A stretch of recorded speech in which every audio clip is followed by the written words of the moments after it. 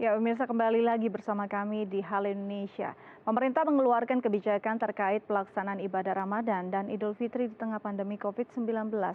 Pemerintah mengizinkan pelaksanaan sholat tarawih dan sholat Idul Fitri berjamaah di masjid, namun dengan berbagai peraturan pendukung dan penerapan protokol kesehatan yang ketat. Pelaksanaan ibadah Ramadan dan Idul Fitri tahun 2021 akan berlangsung di tengah pandemi COVID-19. Dalam adaptasi kenormalan baru, pemerintah pun mengeluarkan kebijakan pelaksanaan sholat tarawih dan sholat Idul Fitri dapat dilaksanakan secara berjamaah di masjid atau musola, namun dengan menerapkan protokol kesehatan yang ketat. Menyikapi kebijakan ini, Menteri Koordinator Bidang Pembangunan Manusia dan Kebudayaan, Muhadjir Effendi, juga memberikan imbauan agar pelaksanaan sholat tarawih dan Idul Fitri dipersingkat agar tidak mengundang keramaian.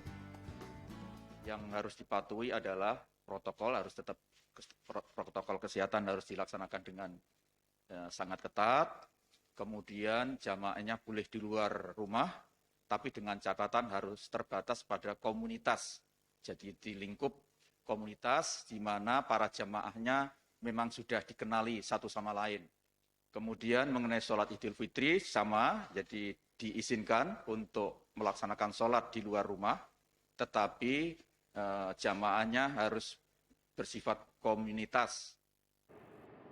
Ya, dan untuk membahas lebih lanjut, apa saja syarat harus dipenuhi dan persiapan apa saja yang harus dilakukan masjid untuk menyelenggarakan sholat tarawih berjamaah di masjid, saat ini kita telah terhubung dengan Hain Mutlor, selaku Kasubag Humas dan Kerjasama BPMI.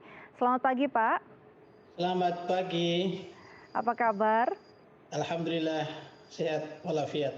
Baik, Pak, bagaimana tanggapan Anda sendiri melihat adanya kebijakan baru di mana umat muslim diperbolehkan atau diizinkan kembali sholat tarawih dan sholat Idul Fitri secara berjamaah di masjid?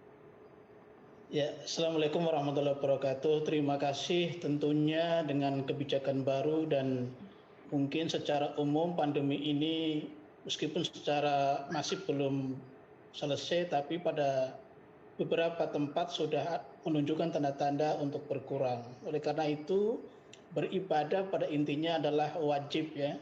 Artinya pada saat kita dipanggil untuk beribadah, untuk sholat puasa dan sholat tarawih tentunya kita diwajibkan untuk melakukannya. Ini saja memang dalam kondisi tertentu, apalagi saat ini memang ada batasan-batasan yang harus kita lakukan. Kita tetap beribadah, tapi juga harus menjaga prokes. Tentunya dengan ketat ya, menjaga masker, kemudian jaga jarak, kemudian tidak berkerumun dan lain sebagainya, sehingga meminimalisir dampak dari penularan COVID itu sendiri. Baik, ini pastinya jadi momen yang sangat-sangat dirindukan umat muslim ya Pak ya. Tapi kalau kita lihat pasti masih harus dengan protokol kesehatan yang sangat ketat. Apakah ada peraturan atau memang SOP tersendiri untuk bisa melakukan sholat berjamaah di masjid? Misalnya dengan kuota jamaah sendiri yang bisa melakukan sholat di masjid, kira-kira berapa persen? Ya, sesuai dengan peraturan secara umum yang disampaikan oleh pemerintah, itu kira-kira 50% dari kuota satu titik pertemuan ya. Artinya ketika misalnya di ruang utama masjid itu ada 100, maka kita diperbolehkan misalnya 50% gitu. Jadi intinya jarak ini harus kita sesuaikan. Jangan sampai kemudian semua penuh dalam satu lingkungan itu. Misalnya dalam kondisi dimanapun, di tempat apapun, baik itu sholat maupun yang lain-lain, tetap harus meminimalisir dari jumlah kerumunan itu. Baik, bagaimana dengan protokol kesehatan lain seperti penggunaan masker misalnya Pak? Apakah ini tetap dilakukan dan digunakan selama sholat dan wajib?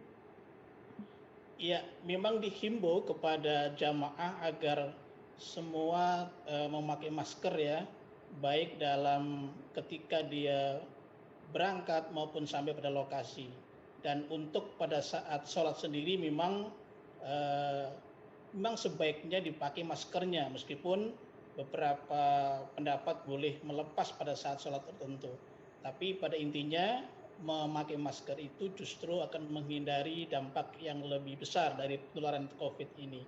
Jadi dengan memakai masker, insya Allah kita berikhtiar untuk menghindari dari penularan itu sendiri. Baik, jadi memang penggunaan masker sendiri selain protokol kesehatan merupakan ikhtiar juga untuk agar tidak menyebar luas begitu penyakitnya ya Pak ya? Iya, betul. Pak, sebelum sholat pastikan ada wudhu. Untuk wudhu sendiri apakah dilakukan di rumah, diwajibkan dilakukan di rumah atau masih dibuka di masjid dan bagaimana protokol kesehatannya? Karena kan pastinya mengeluarkan droplet.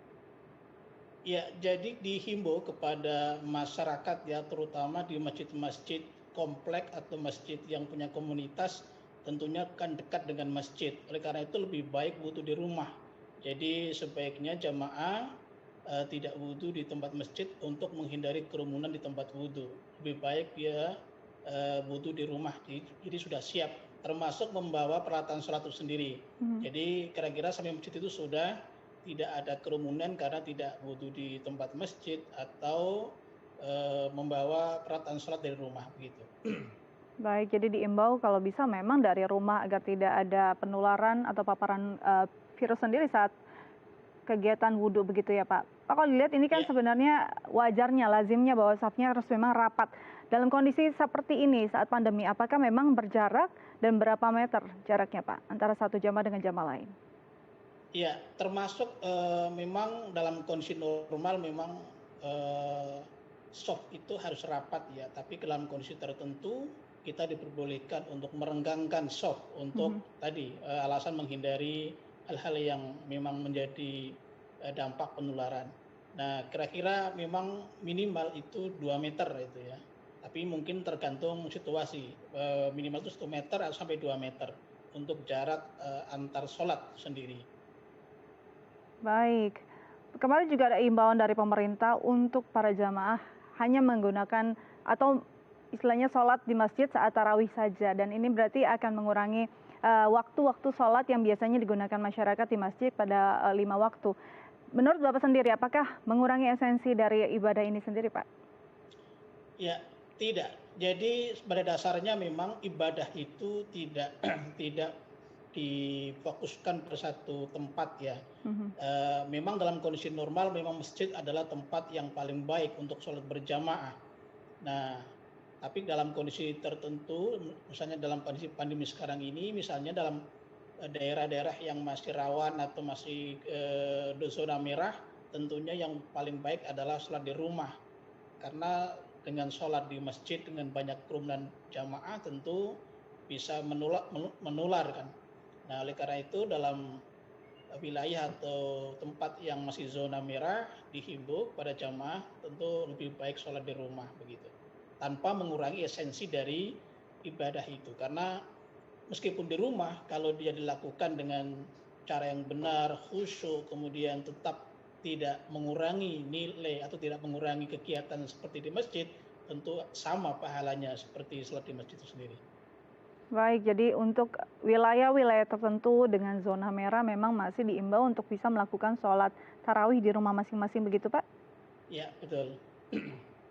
Baik Pak, kalau dilihat ini kan memang ada tindakan awal yang harus dilakukan pengelola masjid, yaitu mungkin tracing juga atau mungkin pengecekan suhu. Apakah ini akan dilakukan juga dan bagaimana untuk bisa melihat riwayat para jamaah yang akan mungkin melakukan ibadah di masjid-masjid?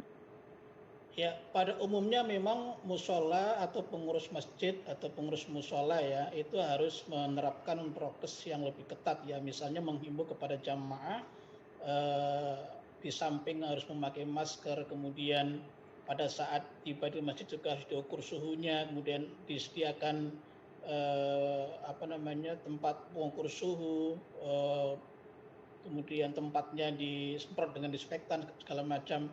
Itu artinya himbauan-himbauan itu harus dilakukan oleh pengurus masjid. Nah, kemudian tentu fasilitas di masjid atau musola itu harus didukung itu. Artinya kesiapan pengurus atau musola harus benar-benar ketat sehingga benar-benar menjaga prokes kesehatan. Baik, protokol kesehatan harus benar-benar diterapkan, para pengelola juga harus benar-benar benar-benar cermat begitu ya Pak, agar tidak jadi klaster baru paparan COVID-19.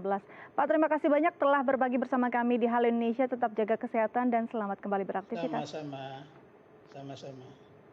Ya, pemirsa, usai jeda kita akan menghadirkan informasi menarik lainnya. Tetap bersama kami di Halo Indonesia.